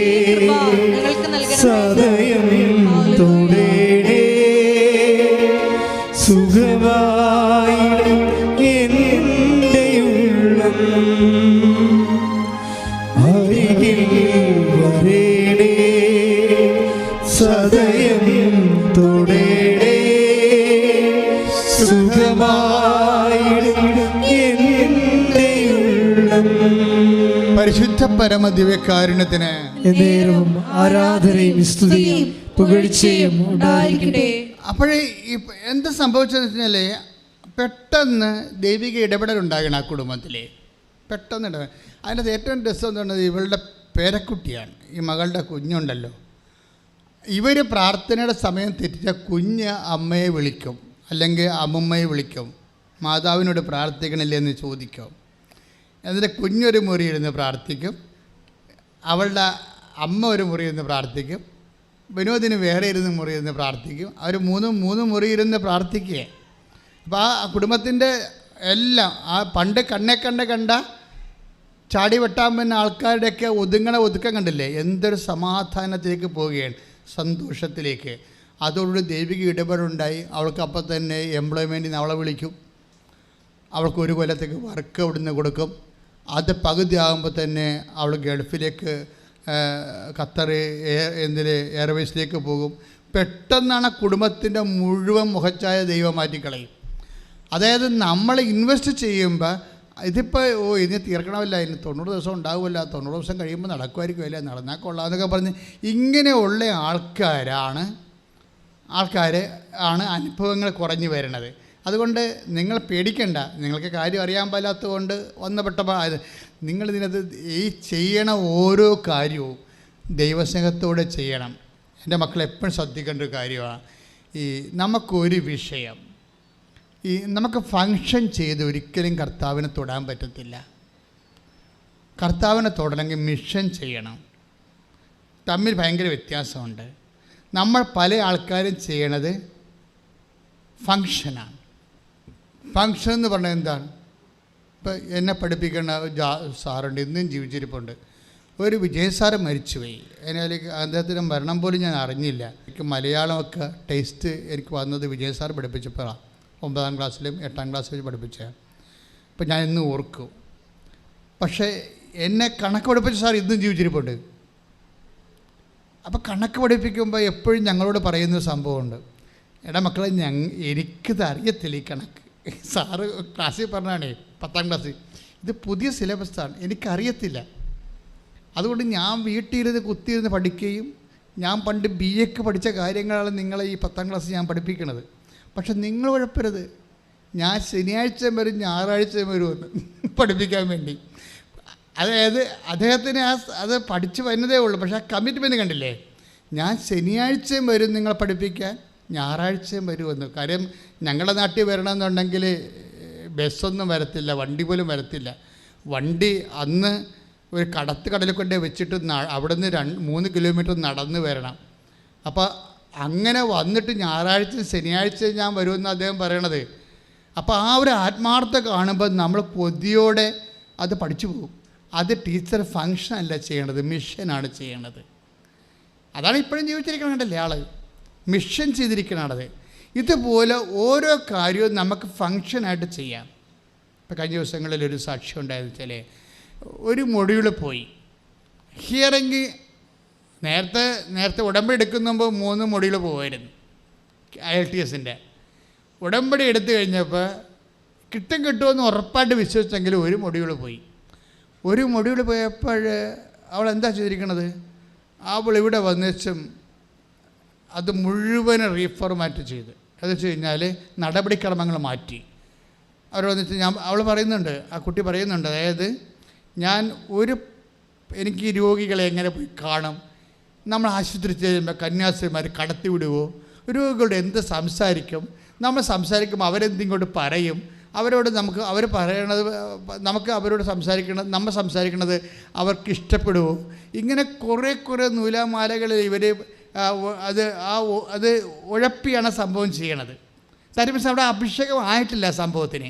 രോഗികളെ കാണുന്നതിന് പ്രത്യേക അഭിഷേകമുണ്ട്. കാര്യം എന്താ, അത് ഇപ്പോൾ ഇന്ന ആളിന് അഭിഷേകമെന്ന് പറയാൻ പറ്റത്തില്ല. ഇപ്പം കഴിഞ്ഞ വർഷങ്ങളിൽ ഇവിടെ ഒരു മാർക്സിസ്റ്റ് പാർട്ടിയുടെ, അവർ പണ്ട് മാർക്സിസ്റ്റ് പാർട്ടിയിലായിരുന്നു, ഞാൻ ഇവിടെ ഈ വർക്ക് ചെയ്യുന്ന കാലത്ത് അവർ പഞ്ചായത്ത് മെമ്പറായിരുന്നു ഇവിടുത്തെ. അപ്പോൾ ഇവിടെ ഹോസ്പിറ്റൽ മിഷൻ തുടങ്ങിയപ്പോൾ അവർ കൈ പൊക്കി കൂട്ടത്തിൽ ആദ്യത്തെ ആളാണ്, ഞാൻ ആശുപത്രിയിൽ പോകാമെന്നും പറഞ്ഞു. അപ്പോൾ അവരെന്നാ ചെയ്യുന്നത് വെച്ച് കഴിഞ്ഞാൽ അവർ പത്രം വാങ്ങിച്ചിട്ട് തുറവൂരുകാരത്തിയാണ്, ഇപ്പോഴും ഇവിടുത്തെ മെയിൻ പ്രവർത്തകയാണ്. അവർ പത്രം വാങ്ങിച്ചിട്ട് തുറവൂരിന്ന് ഇതുപോലെ അമ്പലപ്പുഴ പോയി ആശുപത്രി ഇരുന്ന്, കായംകുളത്തും പോയി ആശുപത്രി ഇരുന്ന് ഈ പത്രം കൊടുക്കുക. അപ്പോൾ ചില രോഗികൾക്ക്, പ്രായമുള്ള രോഗികൾക്ക് കണ്ണ് കാണത്തില്ലല്ലോ. അപ്പോൾ അവർ കൊച്ചേ കണ്ണ് കാണുന്നില്ലെന്ന് പറയുമ്പോഴേ ഇവർ ആ പത്രം അവിടെ ഇരുന്നുകൊണ്ട് അവരെ വായിച്ച് കേൾപ്പിക്കും, കണ്ണ് കാണാൻ പാടില്ലാത്തവരെ. അതാണ് ഫങ്ഷൻ. അതാണ് മിഷൻ എന്ന് പറയണത്. അവർ അക്രൈസ്തവ ഈഴവ സഹോദരിയാണ്, മാർക്സിസ്റ്റ് പാർട്ടിയുടെ പ്രവർത്തകയാണ്. പക്ഷേ ഇതിനവർക്ക് അഭിഷേകമുണ്ട് അവർക്ക്. പക്ഷേ അതേസമയം തന്നെ മറ്റുള്ളവർക്ക് പത്രം കിട്ടുമ്പോൾ കണ്ണ് കാണാൻ പാടില്ല, എന്താ ചേട്ടൻ വായിക്കണ്ട, കണ്ണ് കാണാവുന്നവർക്ക് കൊടുക്കാമെന്ന് പറഞ്ഞ് അടുത്ത ബെഡേപ്പേ കൊടുക്കും. ഇതിനാണ് ഫങ്ഷൻ എന്ന് പറയണത്. ഇതാണ് ഫങ്ഷൻ എന്ന് പറയണത്. മിഷൻ എന്ന് പറയണത് കണ്ണ് കാണാൻ പാടില്ലേ, കുഴപ്പമില്ല ചേട്ടാ, ഇത് കർത്താവിൻ്റെ വചനങ്ങളാണ്, ഇത് ഞാൻ വായിച്ച് ഏൽപ്പിച്ച് തരാമെന്ന് പറഞ്ഞാൽ കട്ടിലിരുന്നിട്ട് വായിച്ച് ഏൽപ്പിച്ച് കൊടുക്കും. ഇത് ചെയ്യണത് ആരാ? നോൺ ക്രിസ്ത്യൻസാണ് ചെയ്യണത്. അതാണ് പ്രശ്നം. ഉടമ്പടിയുടെ ഹാർവസ്റ്റിംഗ് നോക്കിയാൽ നിങ്ങൾക്കറിയാം, റേറ്റിംഗ് ഒപ്പത്തിനൊപ്പം നിൽക്കുകയാണ്. അതായത് ഉടമ്പടിയുടെ ഹാർവസ്റ്റിംഗ് നോക്കുമ്പോൾ ആർക്കാണ് ഇൻവെസ്റ്റ് ചെയ്യാൻ പറ്റുന്നത്, ആർക്കാണ് ദൈവസ്നേഹത്തോടു കൂടി ഇൻവെസ്റ്റ് ചെയ്യാൻ പറ്റണത്, അവർ കൂടുതൽ കൊയ്യും. ആർക്കാണ് കൊടുക്കണത്, ആ സന്തോഷത്തോടെ പോയി ആ വചനം വായിച്ചോളൂ. ശ്രുതികട്ടെ ഹല്ലേലൂയ. മത്തായി 13:44. മത്തായി ശ്ലീഹ സുവിശേഷം 13-ാം അധ്യായം 44-ാമത്തെ വാക്യം വായിച്ചോളൂ. സ്വർഗരാജ്യം വയലിൽ ഒളിച്ചു വെച്ചിരിക്കുന്ന, ഏറ്റു പറഞ്ഞ സ്വർഗരാജ്യം വയലിൽ ഒളിച്ചു വെച്ചിരിക്കുന്ന നിധിക്ക് തുല്യം.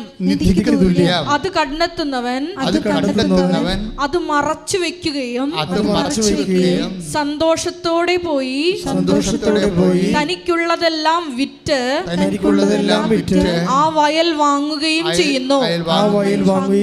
അപ്പോഴേ ക്രിസ്തുവിനെ നേടാൻ വേണ്ടി നമുക്ക് ഉള്ളത് ചിലപ്പോൾ ഉറക്കമാണ്. ഞാൻ എൻ്റെ ജീവിതത്തിൽ ഒത്തിരിയേറെ ഉറക്കം കൊടുത്തിട്ടുണ്ട് ദൈവത്തിന്.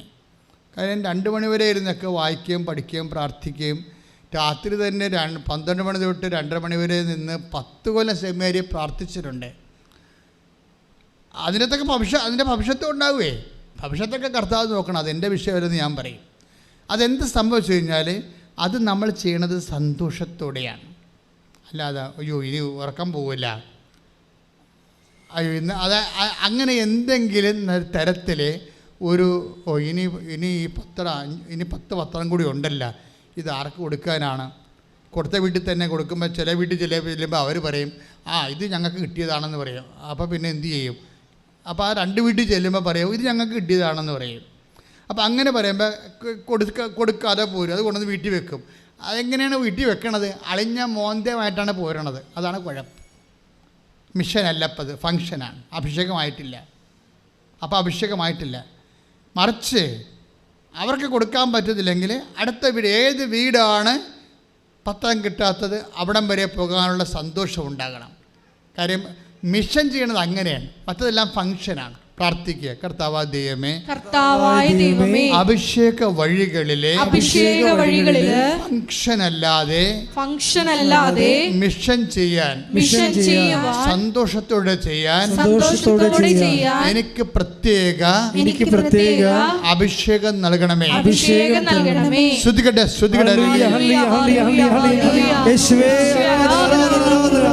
എൻ്റെ മകളുടെ ശരീരം ഇങ്ങനെ പുതുക്കി ഉടമ്പടി മുന്നേറണ കാണാം.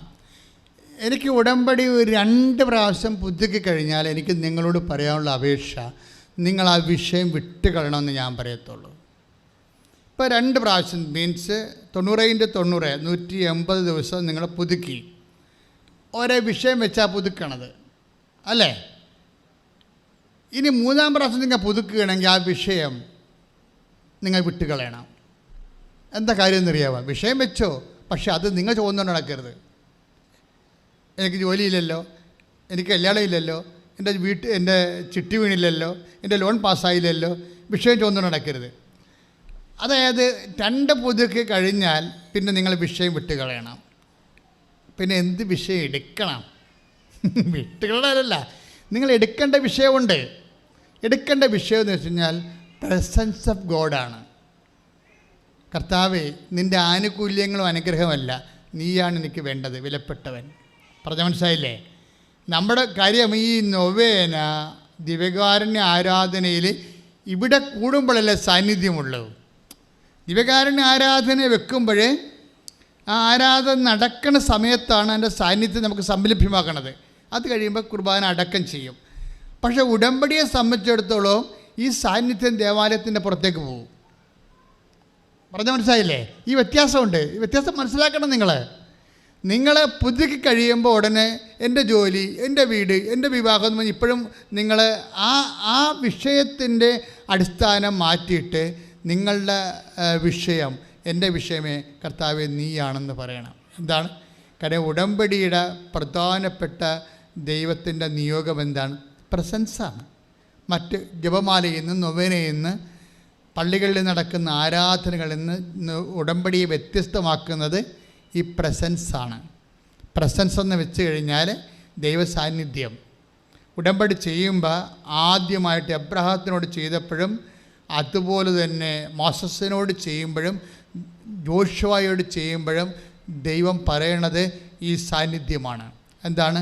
I will be with you wherever you go, I will come with you. എവിടെ നീ പോയാലും ഞാൻ നിൻ്റെ കൂടെ വരും. അപ്പോൾ ഉൽപ്പത്തി 33:14 ജോഷുവ 9:1. അതെല്ലാം ഇതെല്ലാം സാന്നിധ്യത്തിൻ്റെതാണ്. ഈ സാന്നിധ്യം ഉടമ്പടിയിലുള്ള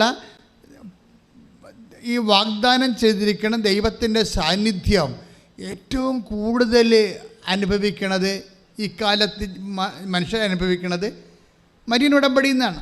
അങ്ങനെയാണ് ഈ സഞ്ചാരി മാതാവൊക്കെ വന്നത്. കഴിഞ്ഞ ദിവസങ്ങളിൽ ഒരു സാക്ഷ്യമുണ്ടായി. ജയമോള് തെരേസ സുനിൽ മണർകാട് പാലക്കാട് മണർകാടിൽ നിന്ന് തെരേസ സുനിൽ എന്നും പറഞ്ഞൊരു മോള് സാക്ഷ്യമായി. അപ്പോൾ ഇവളെ പല കാലങ്ങളിൽ ഉടമ്പടി എടുക്കണം, ഉടമ്പടിക്ക് പോകണം എന്നൊക്കെ പറഞ്ഞ് ഇവൾ മനസ്സിൽ ചിന്തിക്കുന്നുണ്ട്. പക്ഷേ ഒറ്റയ്ക്ക് ഈ പാലക്കാട് മണർകാടെന്ന് അവിടെ നിന്ന് ആരാ വരുന്നതെന്നൊന്നും അറിയാൻ പാടില്ലല്ലോ. ഇപ്പോൾ അവിടെ നിന്ന് 10 പേര് വരുന്നുണ്ടെങ്കിൽ 10 സ്ഥലത്തു നിന്നല്ലേ വരണത്. മണർകാട് തന്നെ പല സ്ഥലത്തു നിന്നല്ലേ ആൾക്കാർ വരുന്നത്. അപ്പോൾ അവർക്ക് തമ്മിൽ അറിയത്തില്ല എങ്ങനെ. അപ്പോൾ ഞാനെങ്ങനെ ഒറ്റയ്ക്ക് പോകും ആലപ്പുഴ, ഞാനെങ്ങനെ ഉടമ്പടി എടുക്കും, ഉടമ്പടി എടുത്താൽ എൻ്റെ പ്രശ്നം തീരും എന്നിവർ മനസ്സിൽ പറയുന്നുണ്ട്. പണ്ട് രക്തസ്രാവക്കാർ രോഗി പറഞ്ഞ പോലെ മനുഷ്യൻ പറയണേ, അവൻ്റെ വസ്ത്രത്തിൻ്റെ വിളിമ്പിലെങ്കിലും സ്പർശിച്ചാൽ ഞാൻ സൗഖ്യം പ്രാപിക്കുമെന്ന് അവൾ ഉള്ളിൽ കരുതിയിരുന്നെന്ന് പറയത്തില്ലേ. ഈ ഉള്ളിൽ കരുതിയ ആൾക്കാർ ഇന്നുമുണ്ട്. ഈ തെരേസ സുനിൽ മണർകാട് പാലക്കാട് ഈ വിഷയമാണ്. അതായത് അവളുടെ പ്രശ്നം എന്താ? പട്ടയം കിട്ടണില്ല, അതാണ് പ്രശ്നം. പട്ടയം പുരയിടത്തിന് 10-40 സെൻറ്റ് ജീവിക്കാൻ ഭൂമിയുണ്ട്, ഈ ജീവനാംശത്തിന് പട്ടയമില്ല, അതാണ് പ്രശ്നം. അതിന് ഭയങ്കര കുരുക്കുകളും വേറെ ആൾക്കാരുടെ തർക്കങ്ങളും വേറെ ആൾക്കാരുടെ ബെൻഡ് വെപ്പും കൊണ്ട് വർഷങ്ങളായിട്ട് പട്ടയമില്ല. അതുകൊണ്ട് ഉടക്കാനും തുളക്കാനും പറ്റത്തില്ല, ലോൺ എടുക്കാൻ പറ്റത്തില്ല, ഈട് വെക്കാൻ പറ്റത്തില്ല, ഇങ്ങനെ പൊറുക്കണമെന്ന് മാത്രം. വീട് പോലും മര്യാദയ്ക്ക് റിപ്പയർ ചെയ്യാൻ പറ്റത്തില്ല. കാര്യം പറ്റിച്ചിട്ട് ചോദിക്കും. നമ്മൾ വീട് പ്രെയർ ചെയ്യാൻ ചെല്ലുമ്പോഴും അതിൻ്റെ നമ്പർ ഇടാൻ ചെല്ലുമ്പോഴും പറ്റിച്ചിട്ട് ചോദിക്കും. അപ്പം നിന്നുറഞ്ഞു പോണ ഒരു ജീവിതമാണ്. അപ്പം പട്ടയം കിട്ടുന്നത് നമുക്ക് നിസ്സാരമാണ്. അത് അനുഭവിക്കുന്നവർക്കറിയാം, നിന്നുറഞ്ഞു പോണ ജീവിതമാണ്. അപ്പോൾ ഈ തെരേസാസൂരിൻ്റെ മനസ്സിലുണ്ട്, ആലപ്പുഴ പോയാൽ അമ്മയുടെ തുടമ്പടി ചെയ്താൽ രക്ഷപ്പെടും. പക്ഷെ ഞാനെങ്ങനെ പോകും? അതാണ് അവൾ വിചാരിക്കുന്നത്. എനിക്കറിയത്തില്ല ആരാണ് പോണത്. ആലപ്പുഴ ഒന്നും വന്നിട്ടില്ല, എറണാകുളത്ത് പോലും വന്നിട്ടില്ല. പാലക്കാട് നിന്ന് വരണവേ. ഞാൻ ഈ സൈലൻറ്റ് വാലിലൊക്കെ 2 പ്രാവശ്യം പോയത് കാരണം എനിക്കിത് സ്ഥലങ്ങളൊക്കെ കൃത്യമായിട്ട് അറിയാം. അതുപോലെ നമ്മൾ ഇപ്പോൾ സെക്യൂരിറ്റി പോകുമ്പോൾ മണ്ടക്കാട് വഴിയല്ലേ ചിലർ പോകണത്. അപ്പോൾ സ്ഥലം അറിയാം. പക്ഷേ അവിടുന്ന് ആ ഇടഗ്രാമങ്ങളിൽ നിന്ന് നമ്മൾ വരികയെന്ന് വെച്ച് കഴിഞ്ഞാൽ, ഇവിടെ വരികയെന്ന് വെച്ച് കഴിഞ്ഞാൽ ഒറ്റയ്ക്ക് വരിക പാടാണ്. അപ്പോൾ ഇവിടെ ഇങ്ങനെ സങ്കടപ്പെടും, മാതാവേ ഞാൻ എങ്ങനെ വരും, ആരെങ്കിലും എന്നെ കൂട്ടുകൊണ്ട് പോയിച്ചെങ്കിൽ, ഇവിടെ വരണ ആരെങ്കിലും കണ്ടേച്ചെങ്കിൽ, എങ്കിലും കാശൊക്കെ വേണ്ടേ? ഇവിടെ വന്ന് പോകണമെന്ന് വെച്ചാൽ 1000-800 രൂപയെങ്കിലും വേണ്ടേ എന്ന് വിചാരിച്ച് എങ്ങനെ ഇരിക്കുക, മടുത്തും മടിഞ്ഞുമൊക്കെ ഇരിക്കണ സമയത്ത് ഒരു ദിവസം ഒരു ചാരമേഘം ഇവളുടെ മുറിയിലോട്ട് കയറി വരും. അപ്പോൾ ഇവിടെ ആകെപ്പാട് തണുത്തു പോകും. ഒരു ചാരമേഘം ഇങ്ങനെ കയറി വരും അവളുടെ മുറിയിലോട്ട്. ഉടനെ ഇവളങ്ങ് തണുത്തു പോകും. അതോടുകൂടി ഇവള് വിളിച്ച് കൂട്ടുകാരത്തെ വിളിക്കും, എടി ഒരു ചാരമേഘം വന്നു എന്നെ തണുപ്പിച്ചെന്ന് പറയും. ഉടനെ കൂട്ടുകാരത്തി പറയും, എടി അത് കൃപാസനം മാതാവാണ്, നീ പോയി ഉടമ്പടി ചെയ്യ്, നിൻ്റെ പട്ടയത്തിൻ്റെ കാര്യം അമ്മ ചെയ്തു തരുമെന്ന് പറയും.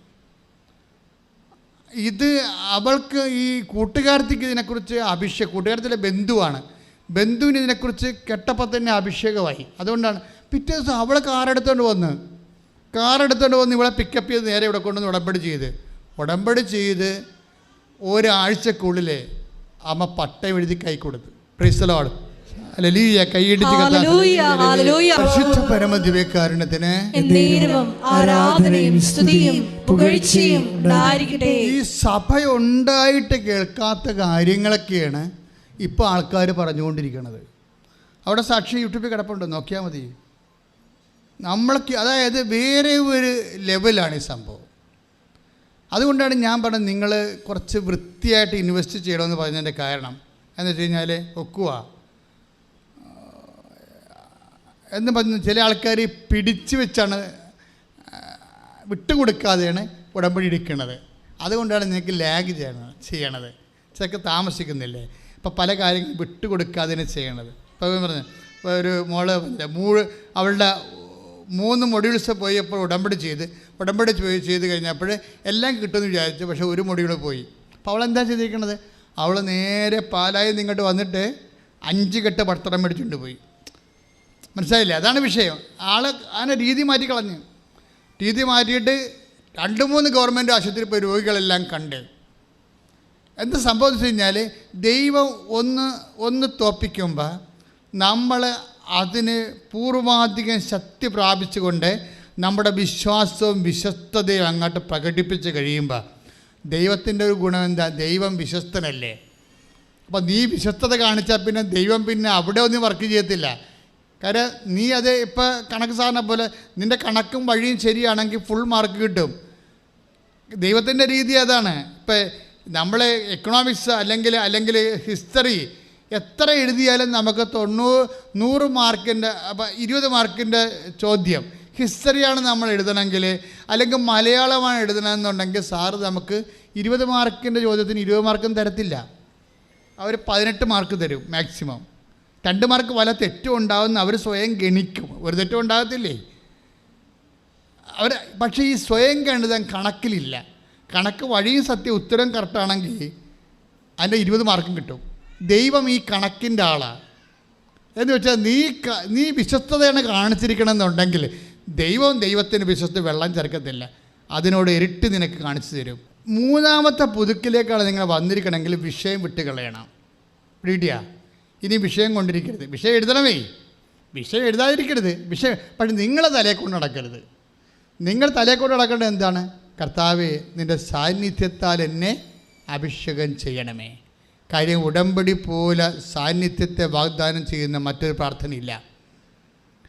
കാര്യം നീ ചെയ്യണ എല്ലാ കാര്യങ്ങളും കർത്താവിൻ്റെ സാന്നിധ്യം ഉറപ്പുവരുത്തുന്നതാണ്. പ്രിയപ്പെട്ടവരെ, ഞാൻ സാന്നിധ്യം എന്ന് പറഞ്ഞില്ലേ, സാന്നിധ്യം എന്ന് പറയണത്, ഉടമ്പടി സാന്നിധ്യം എന്ന് പറയണത് അതിനകത്തെ പ്രകടനപരതയെക്കുറിച്ചാണ് ഞാൻ സംസാരിച്ചത്. സാന്നിധ്യം രണ്ട് തരമുണ്ട്. അലൗകികമായ സാന്നിധ്യമുണ്ട്, അല്ലേ? പരിശുദ്ധ കുർബാന നമ്മൾ സ്വീകരിക്കുമ്പോൾ വിശുദ്ധിയോടെ സ്വീകരിക്കുന്ന വ്യക്തികളിൽ കർത്താവിൻ്റെ പ്രത്യേക സാന്നിധ്യമുണ്ട്. പക്ഷേ അടയാളം കാണണമെന്ന് നിർബന്ധമില്ല. ഉടമ്പടിയിലുള്ളത് വെച്ചാൽ അടയാളം കാണും. ഇപ്പോൾ സഞ്ചാരി മാതാവ് വെന്റിലേറ്റർ വന്നെന്നൊക്കെ പറയണില്ലേ, അത് അടയാളമാണ്. ഇപ്പോൾ കഴിഞ്ഞ ദിവസങ്ങളിൽ ഒരാൾ വെന്റിലേറ്ററിലാണ്. ആ സാക്ഷ്യം കേട്ടത് നിങ്ങൾ കണ്ടു കാണുമോ, അല്ലേ? വെന്റിലേറ്ററിലാണ്. അയാൾക്ക് നമ്മുടെ കൃപാസനത്തെക്കുറിച്ച് മാതാവിനെക്കുറിച്ചോ ഒന്നും അറിയത്തില്ല. അയാൾ വെന്റിലേറ്ററിലാണ്. ബ്രെയിൻ ഡെത്തിനോട് അടുത്ത് നിൽക്കണ അയാൾ. പക്ഷേ അയാളുടെ അവബോധ മനസ്സിൽ ഒരു ചാരക്കള്ള രൂപം തെളിഞ്ഞു വരും. അതായത് കാര്യം, അയാളുടെ വൈഫ് ഓൺലൈൻ ഉടമ്പടി എടുത്തിരിക്കുകയാണ്. വൈഫ് ഓൺലൈൻ ഉടമ്പടി എടുത്ത് കഴിയുമ്പോൾ, കാര്യം ഹസ്ബൻഡ് എങ്ങനെ ഈ ഒരു അവസ്ഥയിലായി, ഐസിയിലായിപ്പോയി, വെന്റിലേറ്ററായി, ബോധമില്ല. പക്ഷേ ഈ ഓൺലൈൻ ഉടമ്പടി എടുക്കുന്നതോടുകൂടി വൈഫ് അത് കറക്റ്റായിട്ടാണ് നിറവേറുന്നത്. ഇപ്പോൾ ഓൺലൈൻ ഉടമ്പടി എന്ന് വെച്ചാൽ നേർച്ച വസ്തുക്കൾ കിട്ടത്തില്ലെന്നല്ലേ ഉള്ളൂ. ബാക്കി ഉടമ്പടി എല്ലാ അനുഗ്രഹങ്ങളും അവർക്ക് കിട്ടുമല്ലോ. അത് വൃത്തിയായിട്ടാണ് അവർ ചെയ്യണമെന്നുണ്ടെങ്കിൽ. അപ്പോഴേ വൈഫ് ഉടമ്പടി എടുത്തപ്പോൾ സംഭവിച്ചതാണ്, ഇയാളുടെ ബോധ മനസ്സിൽ ഒരു ചാര നിറത്തിലുള്ള രൂപം പ്രത്യക്ഷപ്പെടും. കുറച്ച് കഴിയുമ്പോൾ ഇയാൾക്ക് ബോധം വരും. അതേ നേരം ബോധമില്ലാതെ കിടക്കുകയാണ്, വെന്റിലേറ്ററിലല്ല കിടക്കണത്. അതിനുശേഷം ഇയാളെ പിന്നെ അയാൾ പിക്കപ്പ് ചെയ്ത് വരികയാണ്. അപ്പോഴദ്ദേഹത്തിന് മാതാവിൻ്റെ പടം കാണിച്ചപ്പോഴാണ് അറിയണത് ഈ രൂപം ഇയാൾ മനസ്സിൽ നേരത്തെ കണ്ടതാണ്. പക്ഷേ ഈ രൂപത്തെക്കുറിച്ച് നേരത്തെ ഇയാൾക്ക് അറിയത്തില്ല. ഈ രൂപം കണ്ടപ്പോഴാണ് ഇത് കൃപാസനം മാതാവാണല്ലോ എന്ന് അദ്ദേഹം തിരിച്ചറിഞ്ഞത്. അതായത് ഇങ്ങനെയാണ് ഇതിൻ്റെ ഒരു സഞ്ചാരം എന്ന് പറയണത്. അതെന്ന് വെച്ച് കഴിഞ്ഞാൽ അമ്മ മാതാവ്, ഇപ്പം ഞാൻ എപ്പോഴും നിങ്ങൾ പറയും, 2004 ഡിസംബർ 7-ാം തീയതി പ്രത്യക്ഷപ്പെടുമ്പോൾ ദുരന്തമുണ്ടാകാൻ പോകണം, പ്രാർത്ഥിക്കണമെന്നാണ് പറഞ്ഞത്. അതിൻ്റെ ഭാഗമായിട്ടാണ് ഈ ഉടമ്പടി നമുക്ക് ദൈവം തന്നത്. അപ്പം അതുകൊണ്ട് എപ്പോഴും എൻ്റെ മക്കൾ സംഭവിക്കുന്നത്, ദൈവത്തിൻ്റെ കൂടെ ഒരു ആവശ്യമാണ് നിങ്ങൾക്ക് അടയാളങ്ങൾ കിട്ടുക എന്നത്. അടയാളം കിട്ടിയാൽ മാത്രമേ സഭ ഇതിനെക്കുറിച്ച് പഠിക്കാൻ തുടങ്ങത്തുള്ളൂ. അപ്പോൾ അതുകൊണ്ട് തന്നെ അടയാളങ്ങൾ ഇനിയും ഉണ്ടാവും. അടയാളങ്ങൾ അമ്മ ആഗ്രഹിക്കുന്നൊരു കൃപാവര പദ്ധതി കൃപാസനത്തിലും ഞങ്ങളുടെ കുടുംബത്തിലും നിറവേറണമേ എന്ന് 2015 കിട്ടിയ മധ്യസ്ഥ പ്രാർത്ഥനയുടെ അവസാനമാണ് മാതാവ് അമ്മ ആഗ്രഹിക്കുന്ന കൃപാവര പദ്ധതിയായിട്ട് ഉടമ്പടി തരണത്. ഉടമ്പടി അന്ന് മുതൽ ഇങ്ങോട്ട് നമ്മൾ ഇന്ന് വരെ കാണാത്ത അടയാളങ്ങളിലൂടെയുള്ള ഒരു ആത്മീയ മുന്നേറ്റമാണ് നടക്കുന്നത്.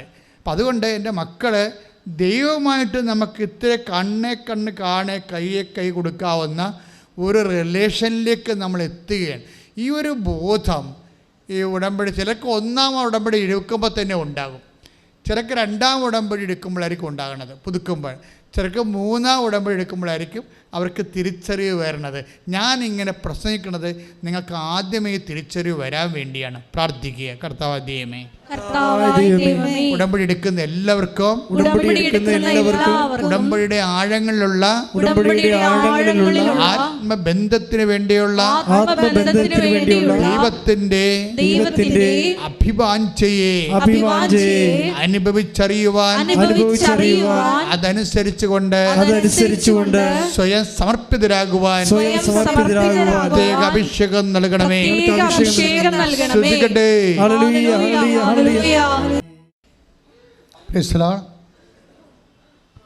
പ്രിയമുള്ളവരെ,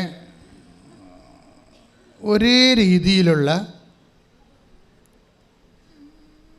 നിങ്ങൾക്ക് എല്ലാവർക്കും ഗുണം ചെയ്യുന്ന 2 സാക്ഷ്യങ്ങളെ കൂടി പെട്ടെന്ന് പറഞ്ഞ് ശുശ്രൂഷയിലേക്ക്, ആശീർവാദത്തിലേക്കും രോഗസൗഖ്യ പ്രാർത്ഥനയിലേക്ക് നമ്മൾ പ്രവേശിക്കുകയാണ്. ഒരേ രീതിയിലുള്ള സാക്ഷ്യം എന്ന് പറയണതേ, ചില സമയത്ത് നമുക്ക് അച്ഛൻ മുമ്പ് പറഞ്ഞില്ലേ, ആരെല്ലാം ഉണ്ടെന്ന് പറഞ്ഞാലും ആരും വർക്കൗട്ട് ചെയ്യാത്ത ഒരു സമയമുണ്ടാവും. നമുക്ക് ബന്ധുക്കളുണ്ട്, സ്വന്തപ്പെട്ടവരുണ്ട്, സഹപ്രവർത്തകരുണ്ട്, സംഘടനയുണ്ട്, പാർട്ടിയുണ്ട്, പള്ളിയുണ്ട് എന്നൊക്കെ പറഞ്ഞ് ഇതൊന്നും വർക്ക് ചെയ്യാത്ത സമയമുണ്ടാവും. സമയം ഉണ്ടാകുമെന്നല്ല, ഉണ്ടാകണമെന്നുള്ളതാണ് അച്ഛൻ്റെ അനുഭവം. അച്ഛൻ്റെ അനുഭവം മാത്രമല്ല, പല ആൾക്കാരുടെ അനുഭവം. അത് ദൈവാനുഭവത്തിൻ്റെ ഏറ്റവും നല്ല കാലാവസ്ഥയിലൂടെ പോകുന്നത് അനുഭവിക്കുന്ന ഡിസോൺമെൻറ്റ്, അതായത് ഡിസോൺമെൻറ്റാണ്. അതായത് നമ്മൾ അവർ ഡിസോൺ ചെയ്ത് കളയും, അല്ലെങ്കിൽ അവർ നമുക്ക് വേണ്ടി ചെയ്യണ കാര്യമൊന്നും ഏക്കത്തില്ല.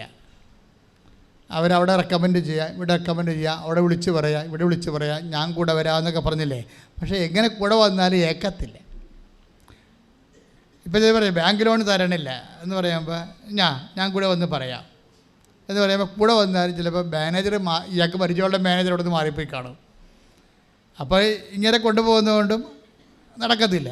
അപ്പോൾ ഇങ്ങനെയുള്ള കുറേ സംഭവങ്ങൾ ജീവിതത്തിൻ്റെ ഭാഗമാകും. എങ്ങനെ?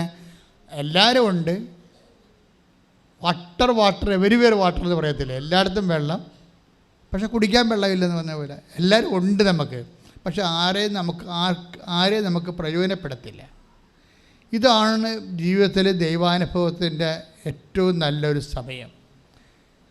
ഇത് വിവേചിച്ച് അതിങ്ങനൊരു സിറ്റുവേഷൻസിലേക്ക് എല്ലാവരും തന്നെ നിർത്തപ്പെടും. ഈ ഒരു സാഹചര്യത്തിൽ എല്ലാവരും നിർത്തപ്പെടുമെന്നല്ല, നിങ്ങൾ ആ സാഹചര്യത്തിൽ വരും. അതായത് ദൈവം മാറി നിൽക്കുകയോ ദൈവത്തെ മാറ്റി നിർത്തപ്പെടുകയോ ചെയ്യണ സാഹചര്യം ആണെന്നറിയാവോ? നിങ്ങളുടെ അറ്റാച്ച്മെൻറ്റും എൻഗേജ്മെൻറ്റുമാണ്. രണ്ട് വാക്കാണ്, അപകടകരമായ രണ്ട് വിഷമാണ് ഈ സംഭവം.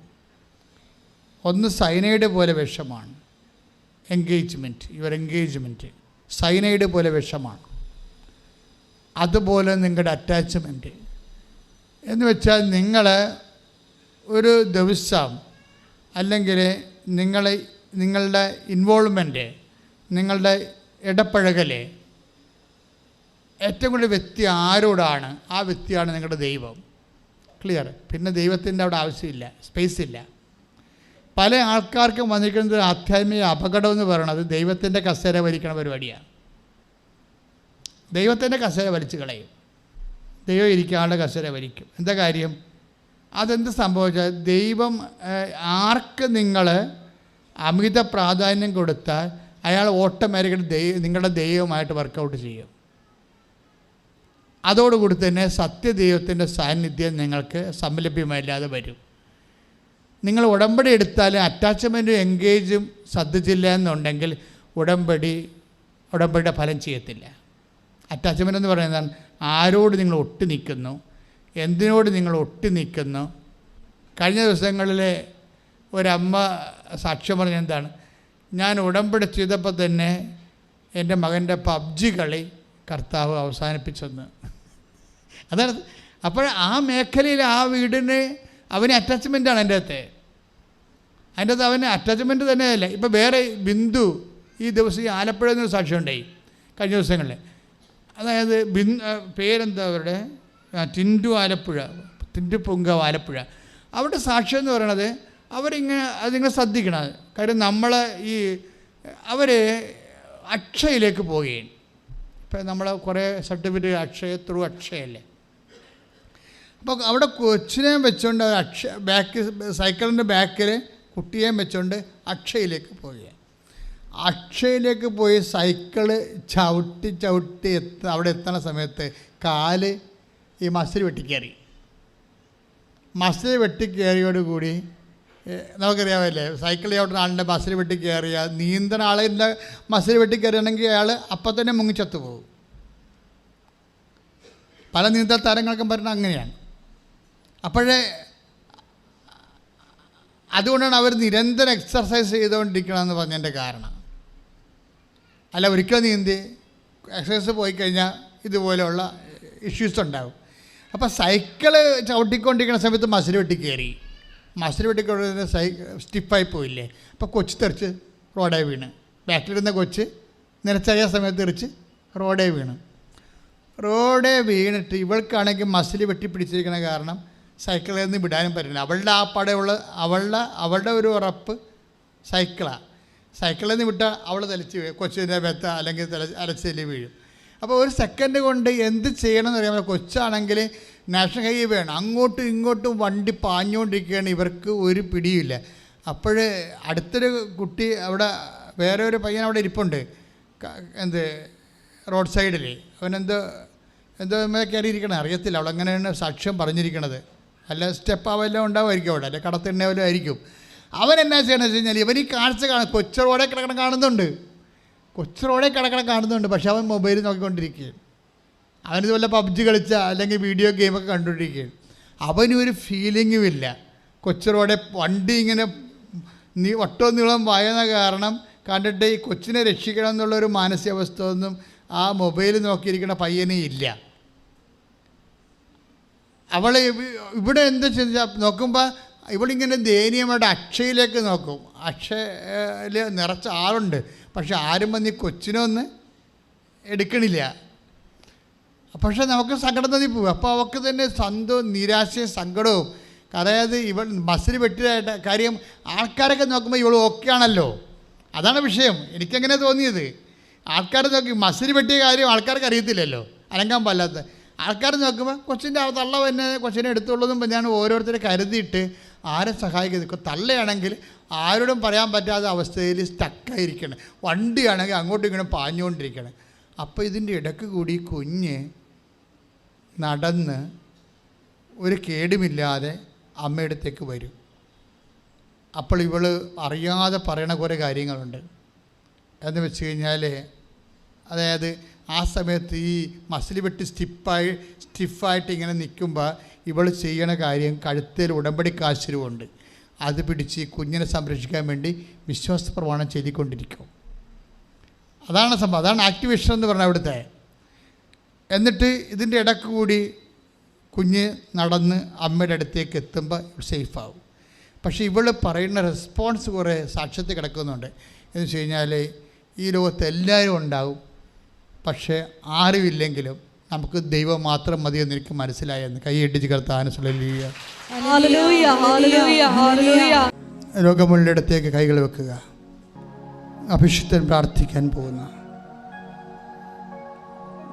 കൃപാസ്ഥാനത്താരെ ജീവനോടെ പ്രത്യക്ഷപ്പെട്ട അമ്മേ, ലോകം മുഴുവനും ഇപ്പോഴും ഓൺലൈനിൽ പ്രാർത്ഥിക്കുന്നവരെ, ഇവിടെ തീർത്ഥാടനത്തിൽ വന്ന് തീർത്ഥാടന ഉടമ്പടിയായി നിന്ന് പ്രാർത്ഥിക്കുന്നവരെ എല്ലാവരെയും പൊൻകരങ്ങളിൽ ഏൽപ്പിക്കുന്നു. അമ്മേ, മരുന്ന് ലേപനമല്ല, അങ്ങയുടെ വചനമാണ് ഞങ്ങളെ സുഖപ്പെടുത്തിയതെന്ന് കർത്താവിൻ്റെ വചനത്തിലുണ്ടെങ്കിൽ അതിനർത്ഥം മരുന്നിനെ സുഖപ്പെടുത്താനാവാത്ത രോഗങ്ങളുണ്ടെന്നാണ്. കർത്താവ് എല്ലാ രോഗങ്ങളെയും സമർപ്പിച്ച് പ്രാർത്ഥിക്കുന്നു. കർത്താവ്, നിൻ്റെ വിശുദ്ധ പൗരോഹിത്യത്തെ നീ മഹത്വപ്പെടുത്തണമേ. കർത്താവ്, സഭയിലുള്ള സാന്നിധ്യം നീ പ്രകടമാക്കണമേ. ഈ നിമിഷങ്ങളിലെല്ലാം കർത്താവേ, അങ്ങ് ഞങ്ങളോട് സംസാരിക്കുകയായിരുന്നു. ആ സംസാരത്തിൻ്റെ വെളിച്ചത്തിൽ അങ്ങയുടെ മക്കൾക്ക് അങ്ങ് വിശ്വാസം നൽകി, അവർക്കങ്ങ് വിശ്വസ്തത നൽകി. കർത്താവേ, നിങ്ങൾ ഓരോ ഭവനത്തിൽ ചെല്ലുമ്പോൾ അവിടെയുള്ള രോഗികളെ സുഖപ്പെടുത്തണമെന്ന് കൽപ്പിച്ചയച്ചവനെ, അതിൻ്റെ പേരിലാണ് കർത്താവേ ഞങ്ങൾ ഇന്നും നിൻ്റെ കൽപ്പനയുടെ പേരിലാണ് കർത്താവേ ഞങ്ങൾ കൈ ഉയർത്തി രോഗശാന്തി പ്രാർത്ഥന നടത്തുന്നത്. ഞങ്ങൾ പ്രാർത്ഥിക്കുമ്പോഴൊക്കെ കർത്താവെ അബിമേലെക്കുകാരുമുള്ള യുദ്ധത്തിലെ മോസസ് കൈ ഉയർത്തിയപ്പോൾ ജോഷുവയുടെ സൈന്യം വിജയിച്ചതുപോലെ എന്തെല്ലാം നിൻ്റെ തിരുസന്നിധി ഞങ്ങൾ കൈ ഉയർത്തുന്നുവോ അന്നെല്ലാം ഞങ്ങളെ ബന്ധിച്ചിരിക്കുന്ന രോഗങ്ങൾ, പീഡകൾ, എല്ലാ തരത്തിലുള്ള ദോഷങ്ങൾ, തടസ്സങ്ങൾ യേശു കർത്താവാണെന്ന് പ്രഘോഷിച്ചുകൊണ്ട് പിശാചുകൾ വിട്ടൊഴിഞ്ഞതുപോലെ യേശുവിന്റെ നാമത്തിൽ മാരക രോഗങ്ങൾ മാറിപ്പോകട്ടെ. ശ്രദ്ധിക്കട്ടെ, ശ്രദ്ധിക്കട്ടെ, ശ്രദ്ധിക്കട്ടെ. പരമ ദിവ്യകാരുണ്യത്തിന് എൻ്റെ പ്രിയപ്പെട്ടവരെ, ജീവനോടെ പരിശുദ്ധമ്മ പ്രത്യക്ഷപ്പെട്ട ദുരന്തമുണ്ടാകാൻ പോണ് പ്രാർത്ഥിക്കണമെന്ന് ആവശ്യപ്പെട്ടുകൊണ്ട് ലോകത്തോട് പ്രാർത്ഥിക്കാൻ ആവശ്യപ്പെട്ട വിശുദ്ധ മണ്ണിൽ നിൽക്കുകയാണ്. 10,000-കണക്കിന് ആരാധനയാണ് ഇവിടെ നടന്നിട്ടുള്ളത്. ഈ ആരാധന മധ്യ തന്നെയാണ് അമ്മ പ്രത്യക്ഷപ്പെട്ടതെന്ന്. ഇന്നും ആരാധന നടന്നുകൊണ്ടിരിക്കുകയാണ്.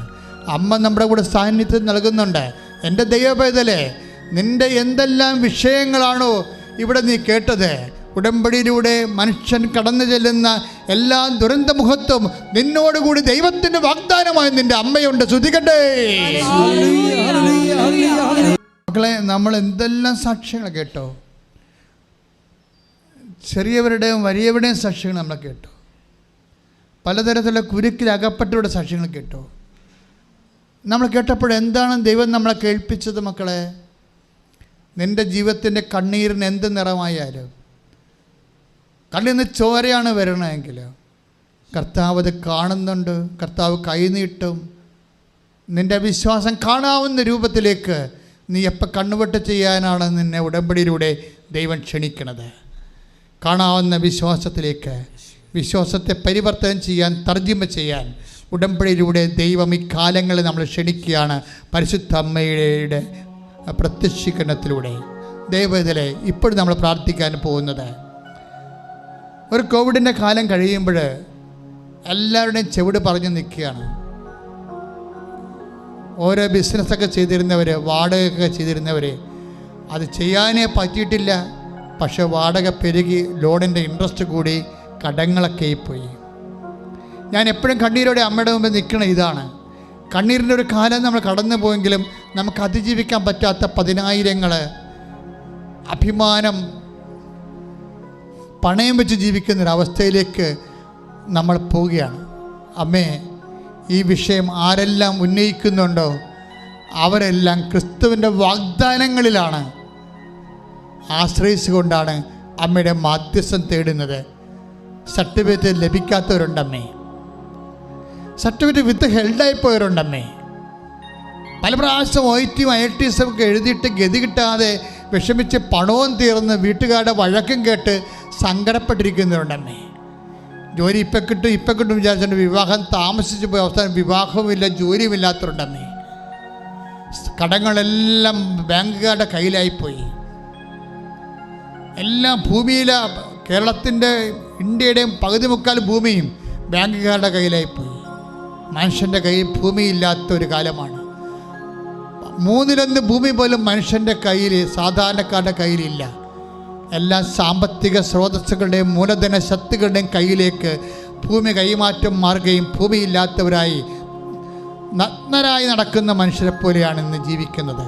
കർത്താവേ, ഞങ്ങൾക്ക് വന്നിട്ടുള്ള ആപത്തുകൾ, ഞങ്ങൾക്ക് വന്നിട്ടുള്ള സാമ്പത്തിക കടങ്ങൾ, ജപ്തി നടപടികൾ, ജോലിയില്ലാത്ത അവസ്ഥകൾ, പല ചെറുകിട ജോലികളുമില്ല, വൻകിട ജോലികളുമില്ലാതെ കർത്താവെ, അന്യ നാട്ടുകാർ വരെ കർത്താവെ ഇവിടെ വന്ന് ജോലി ചെയ്യുമ്പോൾ ഞങ്ങളുടെ നാട്ടിൽ ജോലിയില്ലാതെ പട്ടിണി ഇരിക്കുന്നവരും പരക്കം പായുന്നവരും, കണ്ണീരോടെ മക്കളെ കെട്ടിക്കാൻ നിവൃത്തിയില്ലാത്തവർ, വിവാഹം കഴിച്ച് കൊടുക്കാൻ നിവൃത്തിയില്ലാത്തവർ, വീട് വെക്കാൻ നിവൃത്തിയില്ലാത്തവർ, വെച്ച വീട് റിപ്പയർ ചെയ്യാൻ പറ്റാത്തവർ, സ്ഥലമില്ലാത്തവർ, വീടില്ലാത്തവർ, വഴിയില്ലാത്തവർ, വെള്ളമില്ലാത്തവർ, വഴക്കിലും കേസിലും അകപ്പെട്ടിരിക്കുന്നവർ, അങ്ങനെ വ്യത്യസ്തങ്ങളായ ജീവിത ദുരന്തങ്ങളിൽ കെട്ടപ്പെട്ടിരിക്കുന്നവർ, യേശു ക്രിസ്തുവിന്റെ നാമത്തിൽ എല്ലാ കെട്ടുകളും അമ്മയുടെ മധ്യസ്ഥത്തിൽ അഴിയട്ടെ. ശ്രദ്ധിക്കട്ടെ.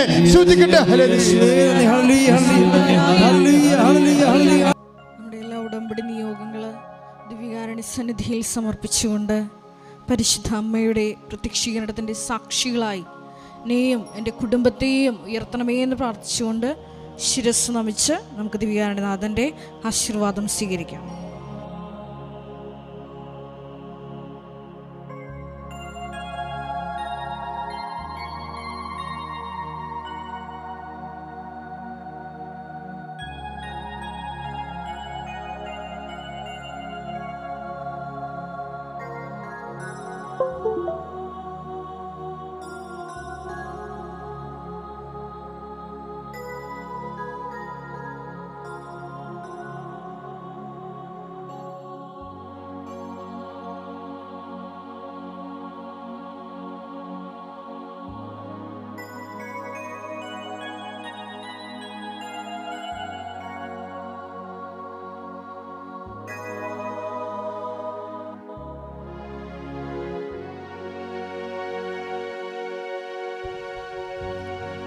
പരിശുദ്ധ പരമമാ